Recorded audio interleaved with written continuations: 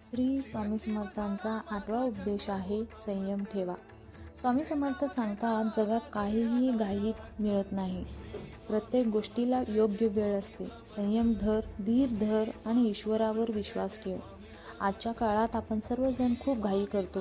लगेच यश हवं, लगेच फळ हवं. पण निसर्ग बघा, झाड लावल्यावर लगेच फळ लागतं का? नाही.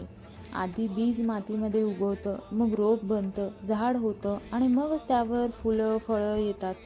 तसंच जीवनातही आहे. प्रत्येक गोष्टीला वेळ लागतो. स्वामी समर्थांचा हा उपदेश आपल्याला शिकवते की धीर सोडू नका. संयम ठेवला तर दुःखही हलकी होतात आणि यश मिळालं की आनंदही अधिक गोड वाढतो.